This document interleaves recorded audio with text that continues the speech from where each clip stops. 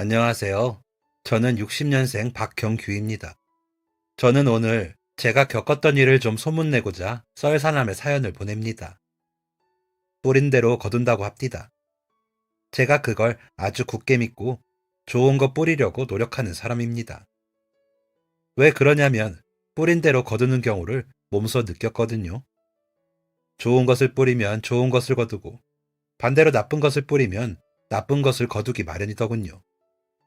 제가 경험한 그 자업자득의 사연을 꺼내보겠습니다. 저는 어렸을 때 꽤 괜찮은 집안 환경에서 자랐습니다.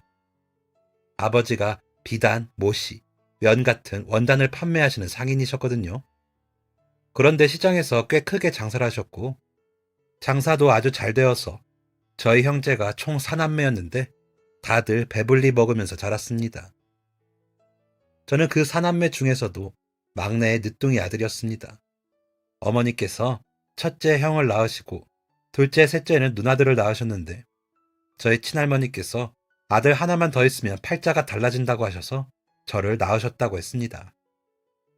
어머니는 낳기 전까지도 딸이면 어쩌나 고민하셨답니다. 다행히 남자인 제가 태어났고 저는 예쁨 듬뿍 받으며 살았습니다. 첫째 형하고는 11살 차이가 났습니다. 제가 5살이고 형이 16살 때부터 형은 아버지 밑에서 일을 배웠습니다. 아버지는 항상 저랑 형을 세워두고 형한테 이렇게 말하셨습니다. 우리 장남, 네가 경규 이끌고 이 사업을 물려받아야 한다. 알았지? 예, 아버지, 알고 있습니다. 경규가 어려도 손이 야무진 걸 보니 형을 잘 도울 것 같다. 우리 장남이랑 막내가 있으면 아버지는 아무 걱정이 없어. 제가 우리 막둥이 데리고 잘 이끌게요. 걱정 마세요, 아버지. 그 당시 첫째들은 다 그렇게 의젓했습니다. 안 그러면 못 사는 시대였으니까요. 형은 16살 때부터 장남 노릇하면서 일 배우고 지금 생각해도 그런 형이 참 멋졌습니다. 저는 아무것도 모르는 철부지 꼬마아이로 자랐죠. 그러다가 제가 8살이 되었습니다. 그때 형이 19살이었는데 시장에서 소문이 자자했습니다. 일을 그렇게 잘했거든요. 그런 형 덕분에 장사가 잘 되어도 너무 잘 되었습니다. 그래서 어머니랑 누나들까지 다 장사를 도와주러 나가는 일이 많아졌습니다. 저도 몇 번 따라서 나갔었는데 가봤자 저는 하는 것도 없고 너무 심심하더라고요. 오히려 방해만 되었던 셈이었죠. 저는 가기 싫다고 뗐으니까 어머니께서 그냥 저는 옆집에 맡겨두고 나가셨습니다. 그러던 어느 날 시장에 불이 아주 크게 나는 사고가 발생했습니다. 저희 가게가 원단집이잖아요. 불에 얼마나 취약했겠습니까? 미친 듯이 빠르게 불타올랐고 저희 가족은 어떻게 되었을까요? 모두 그 자리에서 빠져나오지 못했습니다. 전 평소처럼 옆집에 맡겨져 있었고 천운으로 목숨을 구했지만 가족을 전부 다 잃고 말았습니다. 화재 사고로 사망한 사람이 한두 명이 아니었습니다. 불 다 끄고 다음 날부터 시장 한쪽에서 다 같이 상을 치르기도 했습니다. 어안이 벙벙했습니다. 이제 우리 가족을 다시 만날 수 없다니 나는 앞으로 어떻게 되는 걸까 하는 생각들로 눈물이 줄줄 흘러내렸습니다. 가족들 사진 품에 안고 시장 한켠에서 울고 있는데 누군가가 저를 불렀습니다. 경규야. 몇 번 본 적이 있는 동네 어른이었습니다. 아버지보다 조금 더 많은 연배의 어른이었는데 동네에서 부자로 아주 소문이 자자했습니다. 집안 대대로 나랏일 하는 사람들이 있었어서 엄청 잘 산다고, 저희 집보다 몇 배는 더 잘 사는 집이라고 아버지께서 말씀하셨던 걸 기억하고 있었습니다. 그러면서 이런 말씀도 하셨어요. 심보는 아주 고약하니 절대 엮이면 안 된다고요. 그런데 그렇게 고약하다는 어른이 저를 아주 부드러운 목소리로 불렀습니다. 아이고, 우리 경규 어쩌나. 친척들은 왔고? 저희 집은 친척이라는 게 없습니다. 부모님이 저 밑에 지방분들이셨는데 어릴 때 형제들 다 죽고 두 분 다 외동이셨거든요. 결혼 후 곧장 상경했고 조부모님도 다 돌아가셔서 안 계셨었죠.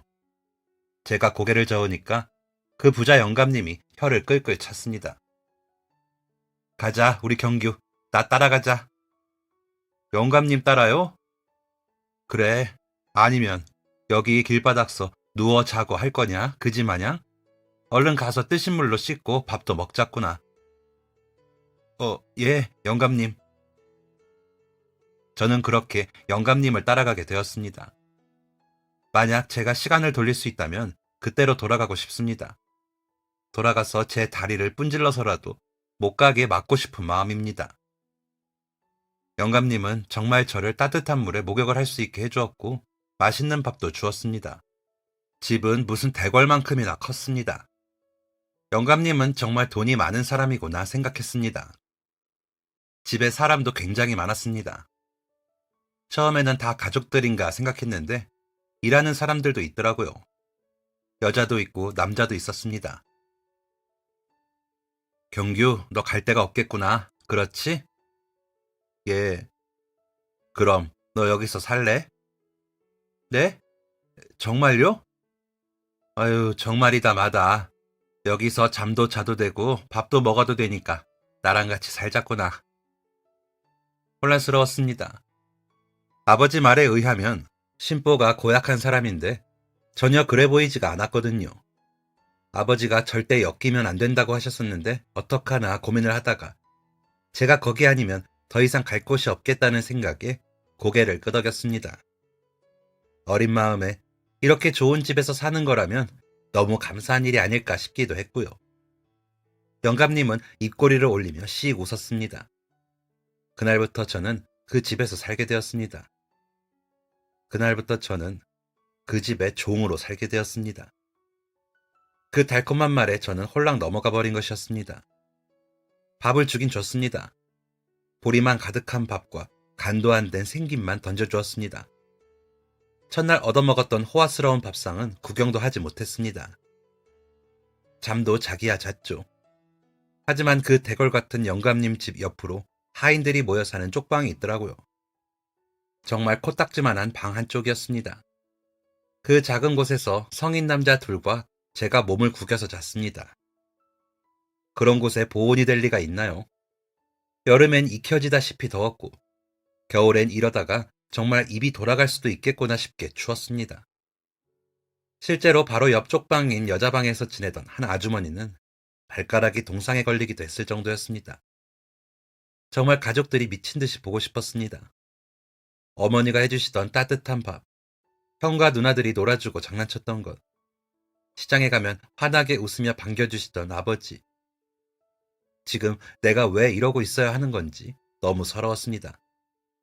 하지만 그곳을 나가면 저는 정말 길거리에서 살아야 할 것 같았습니다. 가진 게 아무것도 없잖아요. 그래서 그냥 참고 버티는 수밖에 없었습니다. 그런 환경에서 지내면서 제가 그 영감님 집에서 한 것은 그냥 노동이었습니다.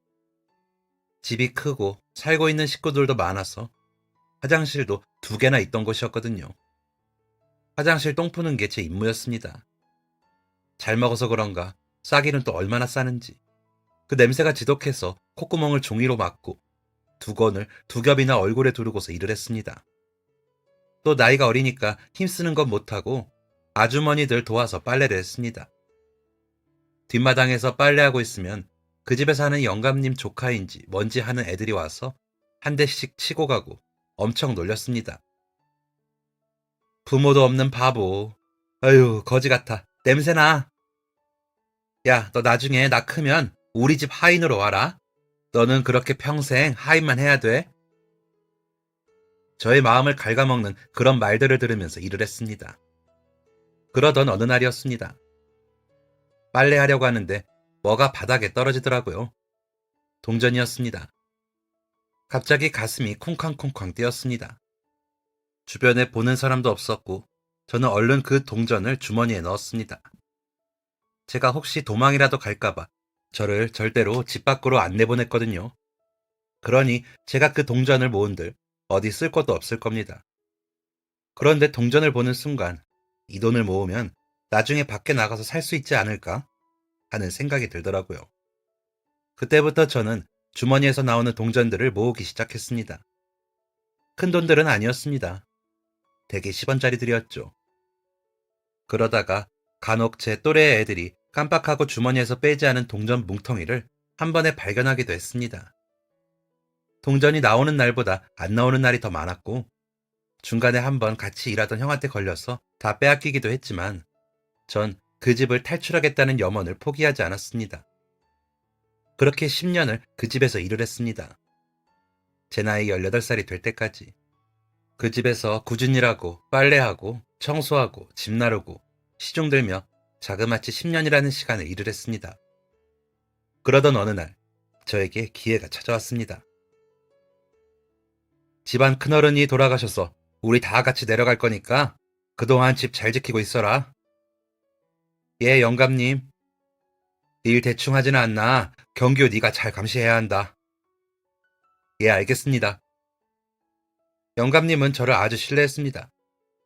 제가 그렇게 되도록 갖은 노력을 했거든요. 말하지 않아도 구두를 닦아두고 기침소리라도 들리면 얼른 뛰어가서 뜨신 물을 대접하고 밤 늦게까지 일하고 그랬거든요. 그 모든 행동이 다 저를 신뢰하도록 만들기 위해 했던 행동이었습니다. 그럼 의심을 안 할 테니까요. 제가 설마 도망가리라 의심이나 했겠습니까? 영감님은 저보고 다른 하인들 감시를 잘 하라며 일러두고 나갔습니다. 그렇게 그 집에는 저희 하인들만 남게 되었습니다. 총 6명의 하인들이 있었습니다. 저는 그 사람들을 다 모아두고 말을 했죠. 저는 이제 이 집 나갈랍니다. 그러니까 여기 남을 사람은 남고 떠날 사람은 떠나세요. 제가 이런 마음을 품고 있었다는 것을 하인들조차도 전혀 모르고 있었거든요. 적잖이 놀란 눈치였습니다. 어디로 갈 건데? 저도 모르죠. 밖에 안 나가본 지가 오래돼서 어디를 가야 할지 솔직히 잘 모르겠습니다. 그런데 어디를 가든지 여기보다는 낫지 않겠어요? 그야 그렇긴 하겠다만. 우리 떠나면서 어디로 갈지 말하지 맙시다. 혹여나 잡혔을 때 다른 사람까지 잡히면 안 되잖아요. 그러니 다신 보지 맙시다. 우리 각자 잘 살아요. 무소식이 희소식이겠거니 하고. 제 말에 다른 하인들이 천천히 고개를 끄덕였습니다. 그리고 그날 새벽 6명의 하인이 전부 다 짐을 챙겼습니다.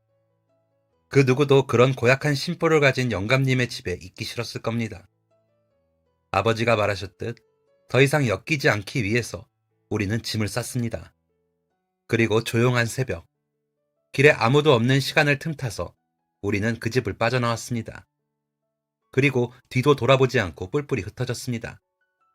저는 곧장 기차역으로 갔습니다. 기차역까지 정말 잠깐도 안 멈추고 달리고 또 달렸습니다. 해가 막 뜨기 시작한 기차역은 한적했습니다. 저는 기차역 옆에 외진 곳으로 가서 옷을 갈아입었습니다. 차림새가 누가 봐도 남루한 하인꼴이었거든요. 누가 저를 알아보고 영감님 댁에 얘기라도 하면 큰일이니까 그 집에서 나올 때 챙겨 나온 멀쩡한 옷으로 갈아입고 모자도 썼습니다. 얼굴이 잘 보이지 않게 하기 위해 목도리까지 꽁꽁 둘러맸습니다. 기차역 한켠에 앉아서 매표소가 문을 열기만을 기다렸습니다. 고요한 기차역에 홀로 가만히 앉아있으니까 온갖 생각이 들었습니다. 지난 10년이 천천히 하나씩 떠오르더라고요. 일 제대로 못했다고 영감님한테 벌받아서 마당에 하루 종일 엎드려 뻗쳐하고 있었던 것. 주방에서 일하는 아주머니가 몰래 고기 가져와서 하인들 다 모여서 허겁지겁 먹어치웠던 것. 동네에 전염병이 돌아서 친하게 지낸 하인 중 하나가 세상을 떠났던 것.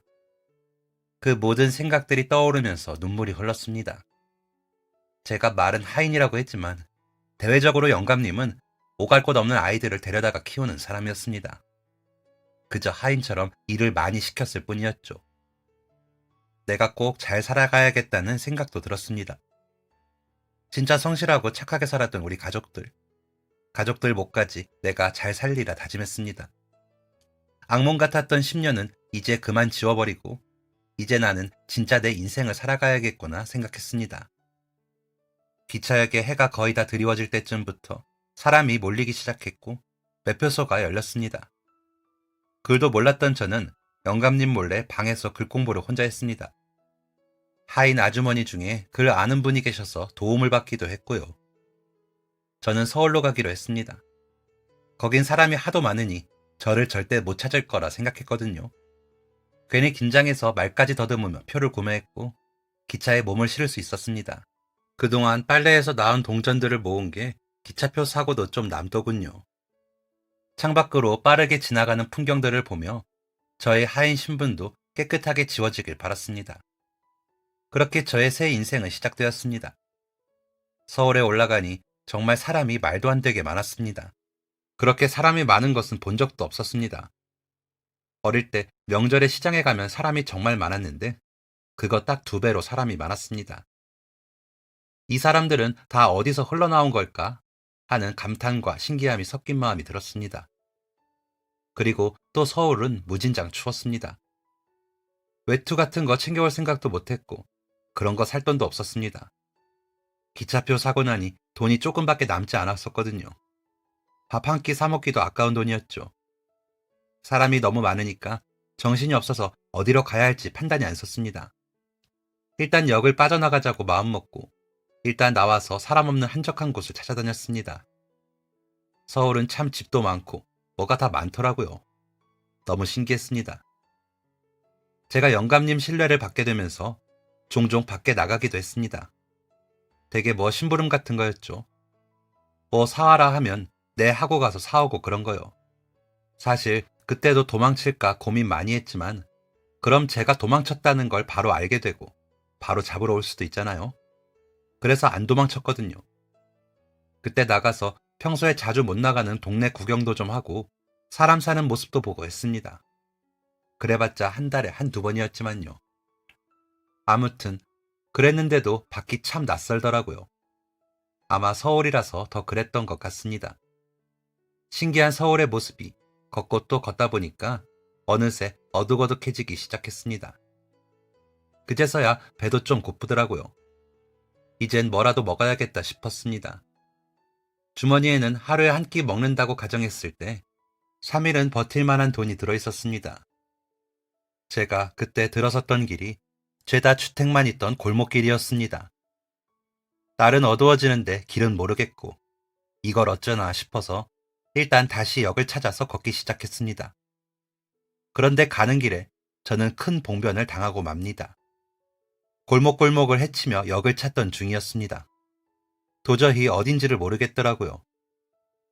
해는 이미 다 졌고 어디 들어갈 곳도 없고 해서 사람이 나타나기만을 기다렸습니다. 그러던 중 골목에서 30대 중반의 남자 2명을 만나게 되었습니다.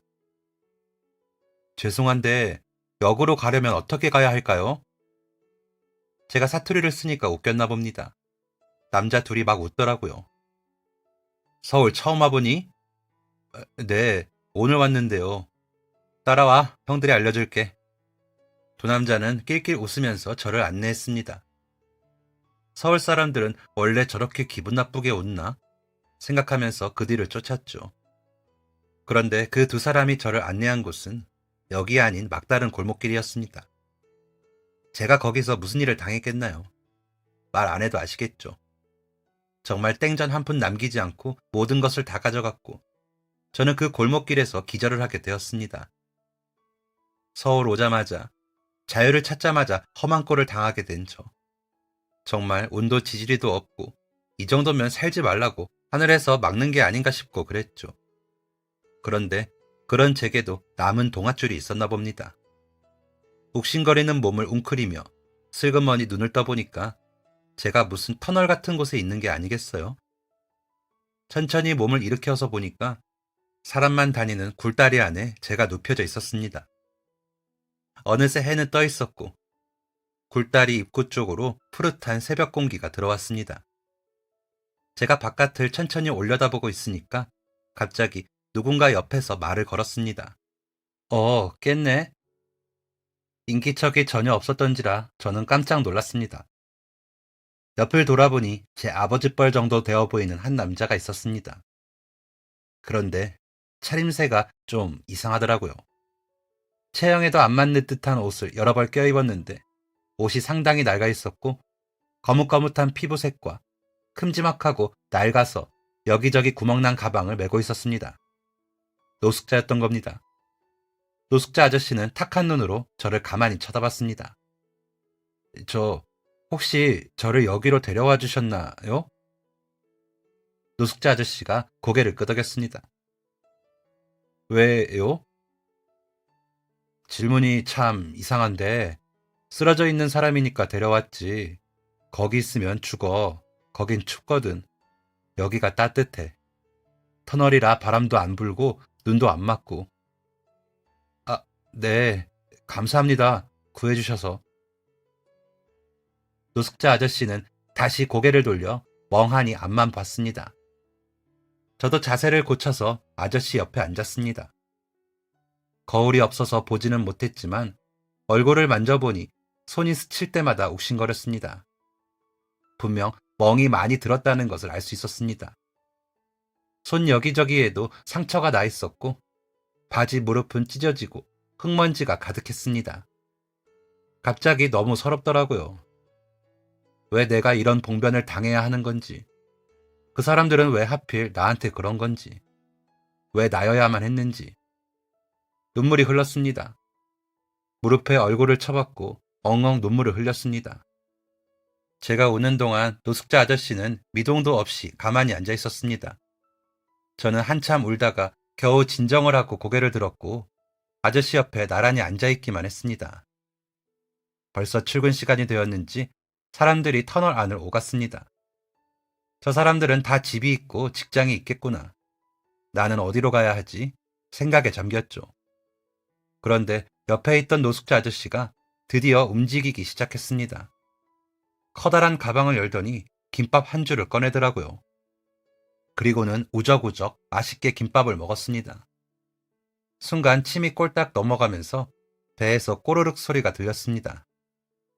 공복으로 지낸 지 24시간이 훨씬 지났을 때였습니다. 너무 배고파서 김밥 하나만 먹으면 좋겠다 생각하면서 멍하니 아저씨의 김밥만 쳐다봤죠. 그러니까 아저씨가 자세를 살짝 돌리더니 이렇게 말했습니다. 이건 안 돼. 네.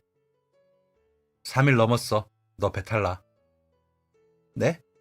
김밥이 3일 넘었다고요? 그런데 아저씨는 왜 드세요? 그건 내 마음이지. 어쩐지 밥알이 엄청 딱딱해 보인다 했습니다. 아무리 겨울이라지만 저러다 정말 배탈이 심하게 날 텐데 하고 생각하고 있었죠. 그때 아저씨가 다시 입을 열었습니다. 몇 살? 고등학생? 18살이요. 학교는 안 다니고. 18살, 18살. 나도 18살이었던 때가 있었지. 네. 갈 데가 없냐? 네. 제 대답에 아저씨는 대꾸를 하지 않고 마지막까지 김밥을 다 먹었습니다. 그리고는 잠시 동안 다시 멍하니 있더니 이번엔 입고 있는 옷 중 가장 안쪽 옷을 뒤적거렸습니다. 그러면서 저를 쳐다보지도 않고 뭔가를 내밀었죠. 너 이거 가지고 가. 이 동네는 별로야. 다른 동네로 가. 버스 타, 버스. 네? 아저씨가 건넨 건 돈이었습니다. 자그마치 1,000원짜리 한 장이었습니다. 그 당시 1,000원이면 밥 두 끼는 먹을 수 있는 돈이었거든요. 저는 깜짝 놀라서 아저씨를 바라봤습니다. 이걸 저한테 왜 주세요? 아저씨 돈이잖아요. 아저씨가 쓰셔야죠. 나도 18살일 때가 있었어. 그래도 난 그때 부모님도 있고 집도 있었는데 너는 없잖아. 나보다 불쌍한 사람한테 주는 거니까 가져가. 얼른 가, 마음 바뀌기 전에. 다시 한번 눈물이 핑 돌았습니다. 이 돈을 정말 받는 게 맞는 건지 고민하는데 아저씨가 얼른 가라고 손짓을 하더라고요. 그래, 이건 나의 마지막 기회다 생각하고 터널을 빠져나왔습니다. 아저씨가 말한 대로 버스를 탔습니다. 어디로 가는 버스인지, 어떤 버스인지 모르겠고 그냥 사람들이 제일 많이 타는 버스를 탔습니다. 그리고 그냥 제일 많이 내리는 곳에서 내렸습니다. 사람이 더 많으면 험한 꼴 또 안 당하겠지 싶어서요. 근데 그때가 출근 시간이라 그런지 내린 곳에 죄다 회사만 있더라고요. 너무 배가 고픈데 그 시간에 열려있는 식당이 없어서 한참을 돌아다니던 중 저는 한 국수집을 발견하게 되었습니다. 문을 연 건지 아닌지는 모르겠지만 보일러 틀면 연기 나오는 통 있잖아요. 거기서 연기가 폴폴 나오는 걸 보고 그냥 무작정 들어갔습니다. 문을 열자 한 중년의 남자 사장님이 놀라서 문 쪽을 바라보시더군요. 아, 아직 장사 안 하시나요? 그게... 사장님은 시계와 저를 번갈아 가며 보시더니 들어와 앉으라고 했습니다. 저는 냉큼 의자에 앉았고 가게 안에는 맛있는 멸치 국물 냄새가 가득했습니다. 배에선 천둥이라도 치는 것처럼 괴상한 소리가 나왔고 그럴수록 사장님의 손놀림은 빨라졌습니다. 곧 뜨거운 국수가 한가득 나왔고 저는 허겁지겁 국수를 먹기 시작했습니다. 국물은 감칠맛이 뛰어났고 면도 아주 탱글탱글하니 잘 삶아져 있었습니다. 올려진 고명들도 모두 정갈하고 양껏 올라가 있었습니다. 반찬으로 나온 김치까지 훌륭한 한 끼 식사였습니다. 커다란 국수 한 그릇을 5분 만에 다 해치워 버렸습니다. 마지막 남은 면발까지 먹고 나니까 문득 그런 생각이 들더라고요. 나는 이제 어디로 가야 하나 하는 고민이요. 갈 곳이 아무데도 없었습니다. 돈도 없고 다시 영감님 집으로 돌아가는 건 말도 안 되는 거고 이대로 노숙자가 되는 건가 정말 막막했죠. 그래서 일단 이 가게에서 최대한 천천히 나가자고 생각했습니다. 밖은 너무 추웠으니까요. 그래서 남은 국수 국물들을 아주 천천히 숟가락으로 떠먹었습니다. 가게 안에 뭐가 있나 눈알 굴려서 구경도 하고 숟가락으로 얼굴 비춰보면서 머리카락 정돈도 하고 그렇게 1시간을 넘게 있었습니다. 사장님도 엄청 이상하셨겠죠. 웬 젊은 남자애가 와서 5분 만에 국수를 다 먹어치우고선 나가질 않으니까요. 사장님이 가게 한쪽에서 라디오를 듣고 계시다가 슬그머니 제 맞은편에 와서 앉으셨습니다. 학생, 무슨 일 있어요? 사장님이 제게 따뜻한 녹차를 한 잔 주셨습니다. 녹차를 한 모금 먹으니까 갑자기 마법이라도 걸린 것처럼 제 이야기가 술술 나오더라고요. 그날 저는 생전 처음 보는 사람인 국수집 사장님에게 제 18년의 이야기를 들려드렸습니다. 사장님은 제 얘기를 듣는 내내 안타까워해 주시기도 화를 내주시기도 했습니다. 아니, 세상에 그렇게 나쁜 사람이 다 있대요? 잘 나왔네, 잘 나왔어. 고생 많았어요. 그런 사람은 언젠간 천벌 받을 거예요. 아휴, 어린애를 데려다가. 그래서 지금 갈 곳이 없는 거네요? 네, 맞아요. 그럼 괜찮으면 여기서 지낼래요? 네? 가게 안에 쪽방이 있어요. 괜찮으면 거기서 지내요. 이래 보여도 꽤 따뜻해요. 밖이 엄동설한인데 밖에 있다가 큰일 나요. 저, 정말인가요? 정말요? 정말 제가 여기서 지내도 되나요? 예, 학생 안타까워서 그런 거니 마음 쓰지 말고 편히 있어요. 감사합니다. 정말 감사합니다. 아직 제게 희망이 남아있다는 것을 느끼게 된 순간이었습니다.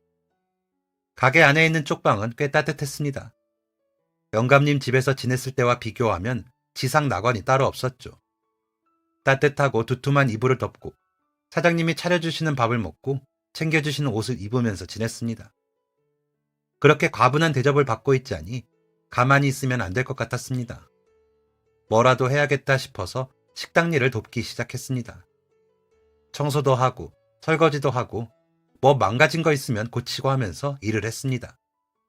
사장님이 그냥 쉬라고 하셨지만 그게 더 마음이 불편해서 계속 도와드렸죠. 그러니까 나중에는 이렇게 말씀하시더라고요. 그럼 우리 가게에서 정식으로 일할래요? 우리 집사람이 관절이 안 좋아서 이제 가게 일을 못 도와줄 것 같아서 사람이 필요하거든요. 여기서 먹고 자면서 일해주면 나는 너무 고마울 것 같아요. 정말요? 그럼 저야 감사하죠. 진짜 감사합니다. 열심히 일하겠습니다. 그때부터 제 생애 처음으로 돈이라는 걸 벌게 되었습니다. 꿈만 같았습니다. 영감님 집에 있을 땐 돈 안 받고 일하는 게 너무 당연했거든요. 잡혀서 일하는 주제에 돈이라니 가당키나 했겠어요. 먹여주고 재워주는 것으로 만족해야 했죠. 그곳을 나가면 오갈 곳 없는 신세였으니까요. 그렇게 정당한 노동의 대가인 첫 월급을 받던 날, 그날의 기분을 잊을 수가 없었습니다. 감격스러워서 눈물이 펑펑 나더라고요.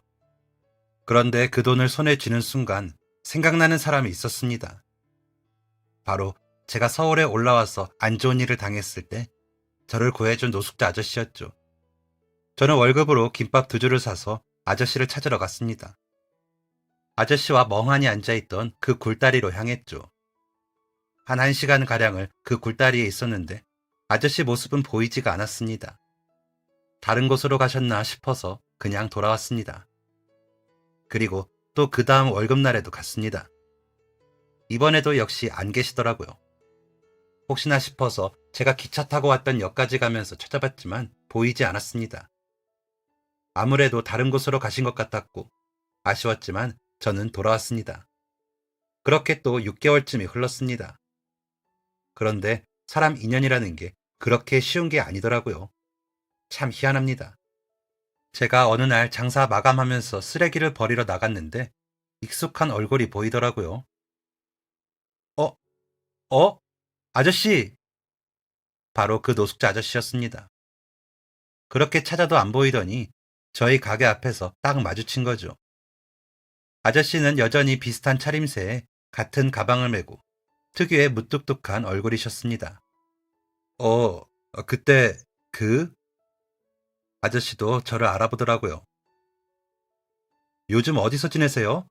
전에 거기 갔었는데 안 계시더라고요. 이제 안 추워서 터널 답답해. 그냥 공원에 있지. 아저씨, 괜찮으면 제가 밥 한 끼 대접해도 될까요? 전에 감사했던 것도 있고, 또 제가 아저씨 덕에 이렇게 일까지 하게 되었거든요. 고개를 끄덕이는 아저씨를 모시고 근처의 고깃집을 향했습니다. 아마 그때가 제가 돈 벌고 처음으로 큰 돈을 썼던 날이었습니다. 그동안은 그렇게 뭘 사 먹었던 적이 없었거든요. 돈 써봐야 생필품 사는 정도였으니까요. 아저씨는 고기를 3, 4점씩 입에 넣었습니다. 혼자서 고기를 3인분을 먹고서야 아저씨는 입을 열었습니다. 너는 뭐 하면서 지내? 노숙자는 아닌 것 같고. 저는 아저씨에게 국수집에서 일하게 된 사연을 들려주었습니다. 그러면서 감사의 인사도 드렸고요. 아저씨가 고개를 끄덕이시더라고요. 아저씨, 그런데 저 아저씨 얘기도 궁금한데 들려주실 수 있어요? 아저씨는 젓가락을 내려놓으셨습니다. 그리곤 잔에 담긴 소주를 쭉 들이켰습니다. 그리고 아저씨의 얘기가 시작되었습니다. 아저씨는 사실 선생님이셨답니다. 고등학교에서 학생을 가르치셨다고 하시더라고요.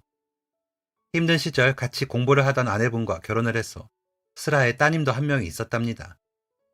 정말 행복하셨대요. 학교에서 아이들을 가르치는 일도 보람차고 가족 모두 건강하고요. 그런데 무슨 일인지 갑자기 아저씨에게 시련이 닥치기 시작했답니다. 아저씨는 고등학생 때 부모님을 다 여의셔서 장모님과 장인어른을 아주 지극정성으로 모셨다고 하더라고요. 부모님이라고 생각하며 모셨답니다.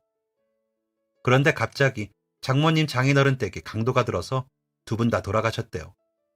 그때부터 아내분의 건강이 안 좋아졌답니다. 충격을 받아서 그런 줄 알고 아저씨는 더 좋은 보양식을 만들고 보약도 지어가며 아내분을 돌보셨다더라고요. 그런데 문제는 그게 아니었나 봅니다. 어느 날 아내분이 각혈을 하며 쓰러지셨고 병원에 가서 검사를 해보니 폐암 말기였다더군요. 손 쓸 틈도 없이 한 달 뒤에 아내분이 돌아가셨답니다. 아저씨도 따님도 충격이 상당했대요. 고등학생이었던 따님은 그날부터 입을 꼭 닫았답니다. 그리고 어느 날 갑자기 사라졌대요. 찾지 말라는 쪽지와 함께요. 아저씨는 학교도 그만두고 사방팔방으로 따님을 찾으러 다녔다더라고요. 경찰에 신고도 하고 자그마한 흔적이라도 보이면 미친 듯이 쫓고 친구들도 맨날 찾아가서 물어보고 하지만 결국 따님은 찾을 수 없었고 아저씨도 그렇게 망가지면서 이곳까지 흘러왔다고 하더라고요. 듣는 내내 마음이 너무 아팠습니다. 행복한 순간을 가족들을 모두 잃게 된 그 슬픔을 누구보다도 잘 알고 있었으니까요. 저는 아저씨가 다시 행복해졌으면 했습니다. 아저씨 덕에 제가 사람 구실을 하는데 그 정도 응원과 용기는 줄 수 있잖아요. 아저씨, 다시 일어설 수 있어요. 저 좀 보세요. 10년 동안 노예처럼 살았는데 지금은 월급 받으면서 일하고 있잖아요. 그러니까 아저씨도 다시 힘내보세요. 아저씨는 고개를 저었습니다. 내가 이렇게 산지 벌써 2년이 넘었어. 나는 이제 머리도 다 굳었고 말도 안 해버릇하니까 못하게 되었고 무엇보다 낚시 없어. 무슨 재미로 사는가? 죽을 용기가 없어서 사는 거야 난. 오늘 식사 고맙네. 그럼 이만. 아저씨는 모든 것을 다 해탈한 표정으로 멀어져 갔습니다. 하지만 저는 왜인지 포기하고 싶지 않았습니다. 저를 다시 살게 해준 아저씨에게 도움을 주고 싶은 마음이 가득했습니다. 그래서 저는 그날부터 정말 끈질기도록 아저씨를 쫓아다녔습니다. 아저씨가 그날 고기 먹으면서 알려주셨거든요. 근처 공원에서 지내신다고요. 저는 아저씨에게 김밥이나 빵 같은 것을 사다 드리면서 다시 잘 살아보자고 얘기했습니다. 아저씨, 할 수 있다니까요. 아저씨가 범죄를 저지른 것도 아니고 빚이 많아서 누군가한테 쫓기는 것도 아니고 다시 할 수 있는 일이 있잖아요. 아저씨, 이런 곳에 계실 분이 아니에요. 아저씨는 갈 때마다 여전히 무뚝뚝한 표정으로 제게 눈길조차 안 주셨습니다. 저는 끝까지 포기하지 않았죠. 아저씨, 제가 할게요. 뭐를? 아저씨 가족이요. 제가 할게요. 뭐? 제가 아저씨 아들도 하고 조카도 하고 형제도 할게요. 그러니까 아저씨, 저를 봐서라도 다시 일어나세요. 다시 예전처럼 행복해질 수 있어요. 그렇게 한 두어 달쯤을 맨날 아저씨를 찾아갔습니다. 처음엔 미동도 없던 아저씨가 어느 순간부터는 저를 쳐다봐주기 시작했고 경청하기 시작했고 마음도 움직이기 시작했습니다. 그리고 제 끈질김이 통했는지 아저씨는 다시 살아보기로 하셨습니다. 이렇게 사는 것도 지겹고 그냥 사람답게 그렇게나 살아보지 뭐. 가족도 생겼고. 저는 그동안 일하면서 모았던 돈 중 일부를 아저씨에게 드렸습니다. 아저씨가 한사코 안 받는다고 하시다가 그 꼴이면 어디서도 안 써줄 거라고 하니까 결국 제가 드리는 돈을 받으셨습니다. 나중에 꼭 갚는다는 말과 함께요. 그리고 정말 얼마 안 되어서 돈을 다 갚으셨죠. 그렇게 다시 살게 된 아저씨는 다시 교직 생활은 하지 않으시고 학교 경비 일을 하게 되셨습니다. 다시 애들은 못 가르치겠더라고. 머리도 너무 굳었고 무엇보다도 자꾸 딸 생각이 나서. 아저씨는 다시 일을 하려니 좀 힘들지만 그래도 노숙자 생활보다는 낫다고 하셨습니다. 오래되어 딱딱한 김밥을 먹지 않아도 된다면서 호탕하게 웃으셨죠. 정말 뿌듯하더라고요. 제가 누군가의 인생을 바꾸게 된 거잖아요. 그게 제 인생을 바꿔준 사람이었고요. 저는 다시 열심히 살게 된 아저씨를 보면서 나도 더 잘 살아야겠다 다짐했습니다. 제가 아저씨의 가족이 되기로 한 이상 서로 좋은 영향을 주는 사람이 되는 게 맞다고 생각했거든요. 그래서 가게에서 정말 발빠르게 움직이면서 일을 했습니다. 그런데 그해 가을에 저랑 사장님이랑 같이 신메뉴를 선보였었거든요. 가게에 원래 국수랑 비빔밥만 팔고 있어서 직장인들 점심 장사가 전부였는데 밤에 술 장사를 해야 돈을 벌 것 같아서 제가 아저씨랑 같이 메뉴 개발해서 안주 될 만한 거 두어 개 추가해서 술까지 팔게 되었죠. 처음엔 여기 술이 있는지도 모르고 오는 사람이 대부분이라 반응이 미미하다가 저희 가게 점심 단골분들이 저녁에 술 드시러 몇 번 와주시면서 입소문이 났고 진짜 매일같이 밤에 가게가 만석이었습니다. 사장님과 저 두 명으로 감당하기에 택도 없어서 아르바이트생도 한 명 쓰고 했죠. 정말 신기하더라고요. 어떻게 해야 돈을 버는 건지 알 것 같았습니다. 그렇게 그 국수집에서만 4년을 일했습니다. 국수집이 점점 성장하면서 저는 생각했죠. 이 장사를 더 키워서 돈을 더 불려야겠다고요. 사장님, 우리 분점 내면 어떨까요? 사장님은 고민을 많이 하셨습니다. 뭔가를 새로 도전하기에 사장님은 나이도 적지 않으셨고 분점을 낸들 잘 될 거라는 보장도 없었고 솔직히 모험이었습니다. 그래서 저는 망설이는 사장님에게 제가 4년 동안 일하면서 모은 돈을 보여드렸습니다. 이거 전부 투자할게요, 사장님. 제가 분점 맡을게요. 사업의 사자도 모르고 사회생활도 부족한 어린 저였지만 왜인지 이건 될 것 같다는 확신이 있었습니다.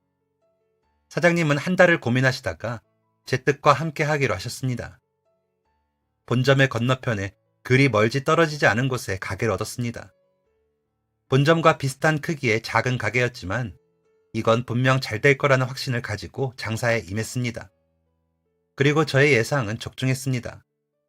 사실 저희 가게가 있던 곳이 바로 여의도였거든요. 회사원이 없을래야 없을 수 없는 정말 놀라울 정도로 매일 회식을 하는 증권가 사람들이 가득한 곳이었죠. 정말 발바닥에 불이 나도록 뛰어다니면서 사장님과 저는 진짜 큰 돈을 벌게 되었습니다. 저는 국수집 쪽방 생활을 졸업하고 가게 근처의 월세방에 들어가서 살게 되었고 조금 더 지난 후에는 전셋집을 얻어서 살게 되었죠. 어떻게 인생이 이렇게까지 바뀔 수 있는지 놀라울 따름이었습니다. 노예 생활 10년 했던 사람이 여의도에 가게를 운영하고 있다면 누가 믿겠습니까? 저는 이 모든 게 사장님과 노숙자 아저씨 덕이라고 생각하면서 살았습니다. 사장님과는 같은 가게를 운영하니까 안 볼래야 안 볼 수가 없었고 노숙자 아저씨는 아무리 바빠도 달에 한 번은 만나려고 노력했습니다. 그런데 노숙자 아저씨에게 영화 같은 일이 일어났습니다. 바로 그토록 기다리던 아저씨의 따님을 찾게 된 것이었습니다. 아저씨가 경비로 일하게 된 학교가 아저씨가 노숙자 생활하기 전에 일하셨던 고등학교였거든요. 대낮에 어떤 젊은 여자가 오더니 교무실이 어디냐고 찾더래요. 그런데 그게 아저씨의 따님이었던 거죠. 따님도 아저씨를 다시 찾으려고 학교에 찾아갔던 거였습니다. 그렇게 두 사람은 헤어진 지 거의 5년 만에 재회를 하게 되었습니다. 따님은 집을 떠난 후 극심한 우울증에 시달리면서 방황하다가 좋은 인연들을 만나서 이용사가 되었다더라고요. 아저씨와 재회 후 두 사람은 다시 같이 지내면서 행복하게 살게 되었습니다. 아저씨는 삶의 낙을 찾았다고 밝게 웃으셨죠. 아, 제가 일하다가 겪은 또 신기한 일이 있었습니다. 가게 한창 바쁜 시간에 열심히 일하고 있는데 누군가 저의 어깨를 툭툭 치더라고요. 경규? 네? 누구? 형! 형이 여기 왜 있어요? 제가 누굴 만났는지 아세요? 바로 저랑 같이 영감님 집에서 일했던 저보다 5살 많던 형을 만났습니다. 제가 도망쳤던 바로 그날까지 같이 일했던 형이었죠. 너무 놀라서 말이 안 나오고 둘 다 눈물만 나왔습니다. 솔직히 그동안 다들 어디서 뭐하고 사는지 궁금했거든요. 형이 그때 영감님 집에 어떻게 들어가게 됐냐면 진짜 영감이란 사람 정말 나쁩니다. 형 가정 형편이 많이 안 좋았거든요. 형의 아버지가 영감님한테 돈을 조금 빌렸는데 약속한 날도 안 되었는데 갚으라고 난리를 치다가 결국 형을 잡아들인 거였습니다. 형이 그 집에서 2년을 일을 했고 도망친 그날에 형은 가족들에게 갔대요. 그리고 다시 잡힐까봐 가족들도 다 같이 그곳을 떠났답니다. 친척이 있는 서울로 올라오게 되었고 형은 공부해서 회사에 취직까지 하게 되었다고 했습니다. 잘 살아있다는 것만으로도 너무 다행인데 이렇게 각자 할 일 열심히 하면서 진짜 사람답게 사는 게 너무 벅찼습니다. 형, 정말 다행이에요. 정말 다행이야. 아, 그런데 말이야. 내가 소식을 좀 들었거든. 무슨 소식이요? 그 영감 말이야. 그 동네에 우리 사촌 형네가 살고 있어서 우연히 듣게 되었는데 참 가관이더라고. 왜요? 또 무슨 짓을 벌였대요? 말도 마.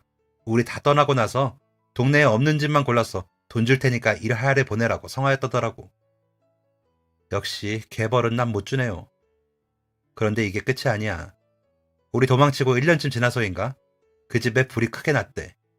누가 불을 낸 건지 사고인지는 모르겠지만 새벽에 소리도 없이 불이 크게 나면서 그 집 식구들이 다 죽었다더라고. 순간 머릿속에 인과응보라는 말이 떠올랐습니다.